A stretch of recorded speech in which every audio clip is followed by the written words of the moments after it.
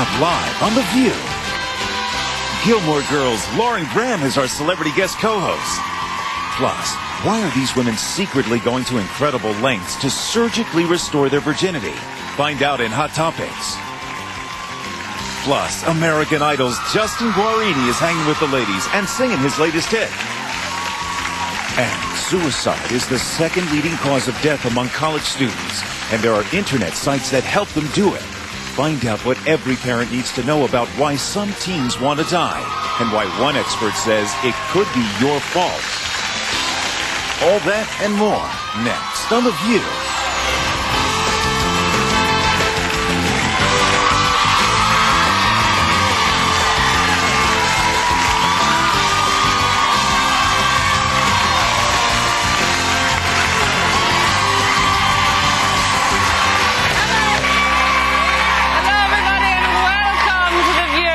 Hit TV show, The Gilmore Girls. Please welcome our celebrity co-host, Lauren Graham. Welcome.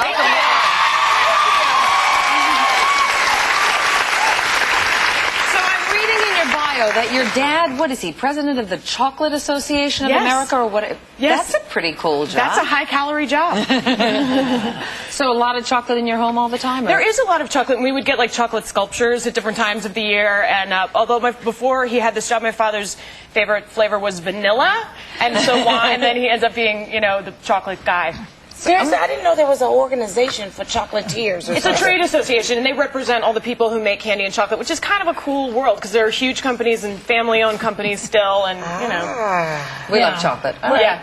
Now, I have to tell you what I did last night. It was kind of interesting. I went to see a play called Tea at 5 with Kate Mulgrew. You know who she is from Star Trek? Really well, she plays Katharine Hepburn, and she plays her at 31 years old, and then she plays her when she's in her, I guess, 60s, 70s, 80s. I don't know. Katharine is about 96 now or something. Is she really? Oh, yeah. She's like 110. Well, no, she's not 110 yet, but she's getting She's been alive a long time. She's been alive a long time. Anyways, the second act, if you go see this, you won't believe she looks exactly like her. It was kind of creepy. She sounds like her, too. I mean, She it was has that weird. voice. Oh, my God. It was Katharine Hepburn. She was most brilliant. But I found out something about Katharine Hepburn that I didn't know. You all know who Katharine Hepburn is, right? What am I, the oldest person in the room? Anyway, you know, everybody always... question. Well, you never know. They're smart, this audience. They're smart. Kids in their 30s, 20s and 30s who don't know who Marilyn Monroe was, or that she was married to Joe DiMaggio. Yeah. Anyway, the thing about her, didn't you always perceive her as a feminist, a liberated? She always wore the pants. You know, that was the one of girl. my comedian friends says that she dressed like a lesbian before anybody else did. And yet, if you watch this, the story unfolds, and she was for 27 years in a relationship with Spencer Tracy that was so like an addictive personality. He was an alcoholic major, and she was by his side. And married. And he was wouldn't married. get a divorce because he was a Catholic. staunch Catholic. Yeah. He was a staunch Catholic, and that's probably what drove him to drink, because he couldn't get a divorce. That's so funny. He wouldn't get a divorce because he was a staunch Catholic, but he had no problem screwing around. Well, He didn't think he had a problem. That's so typical. You know, it's He like... felt very guilty. It's open to interpretation of what they teach you. So anyway, I just thought it was interesting. It's like, here's a woman that we always thought was the great feminist of her time. she was always under his He thumb. was abusive. She would stay outside of his hospital room when he was drying out for days waiting for him. Why did she stay with him then? Because there's a pathology there that we that's didn't know interesting. about. Yeah. I mean, it's like, so, what are we going to find now, that Cher had plastic surgery? I can't Get out.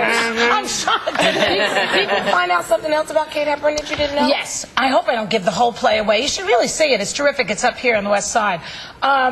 She had 5 people in her family who committed suicide. That was unbelievable. And one of them was her brother Tom, who she was 14 years old and he was 15. And so it's teen suicide situation, which we happen to be Talking about today. coincidentally That's right. talking about today in one of our segments in teen suicide. That's right. I did a story on that once on 2 young girls who did a pact. And I have to tell you, it devastates the community. It devastates the parents afterwards.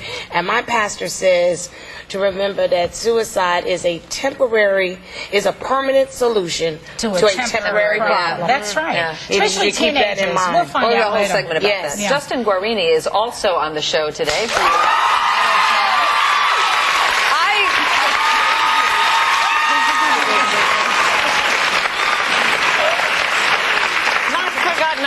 got here fast because yesterday he's one of the judges on American Juniors in L.A., so he got off that show, got right on a plane to come to us. Isn't that sweet? Isn't that sweet? But I'm watching the show. Does anybody watch that, the American Juniors? We were talking about that yesterday, whether it's right for parents to parade their kids out and if it's destructive to a child to be exposed to that kind of possible rejection. Yeah. So I'd never sat and watched the whole thing, and last night my daughter Lily, who's 10 and is an aspiring actress, said she wanted to watch it and likes to sing, da-da-da-da-da, so we watched the whole thing. And in the end, I did get upset when those 5 little kids and they're crying, and I thought, What are they like? How old are they, approximately?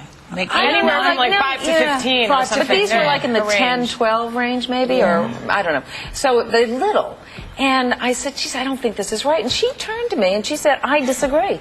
I think that's important if you're going to be in that kind of profession to face rejection. She's going to camp this summer. She said, I probably won't get the part I want, but I'm still going to try out for it. And she really believed, and I think she had a good point, that if you want to be in that business, it's all about rejection. But it's one thing to have a goal and another thing to see how manipulative the parents are. That's what's creepy to me about that show. Sometimes it's the parents who want to have the interest and not the kid. That's They're too young to know if But that's a different thing. But she's saying if the kid wants it. Right. But I don't agree with that. I'm sorry, Lily, but she could be like the head of the American Psychiatric Association. I think that there's so much rejection when you're a kid. It's like every time you fail a test, every time somebody says your hair is not pretty enough, that you're too fat, you're too skinny, that you take it on a regular basis. Why does it have to be institutionalized on television? Well, I think she knows, even probably because she relates to you in this business. And I'm a failure, you mean? Is that what you're saying?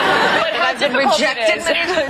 Well, I think we all have. She probably sees that to get what you want, sometimes you go through a that's part of the process. And you know what, Joy? It's life, too. As you have to be able to face it. And at least you have, as a kid, you have parents who can help guide you through it. Unless the parents are manipulative or delusional. Yeah. There's one thing when you have, I mean, when you have an 8-year-old that's up there singing and dancing and just trying to be Shirley Temple, but she's more like, Step and Fetch It. No. That's bad.